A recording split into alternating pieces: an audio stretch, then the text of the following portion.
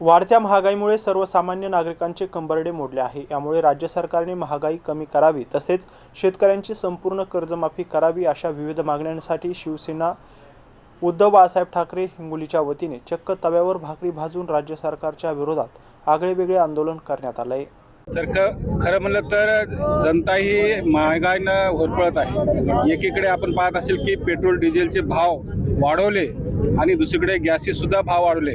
त्याचप्रमाणे शेतीच्या मालाला जसा भाव द्यायला पाहिजे तसा भाव मिळत नाही, हमी भाव कमी आणि त्यामुळं शेतकऱ्यावर एकतर उपासमारीची वेळ आली।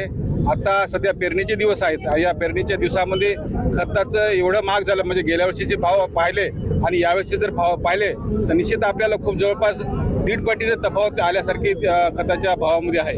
आणि त्यामुळं शेतकरी एकीकडे होरपळून निघाला, सर्वसामान्य लोक या महागाईनं होरपळून निघाले आणि अशा या परिस्थितीमध्ये कोणीतरी या जनतेचा आवाज उठवा म्हणून आज आम्ही शिवसेनेच्या वतीनं या जनतेचा आवाज उठवण्यासाठी भर उन्हात आम्ही इथं आंदोलन सुरू केलेलं आहे।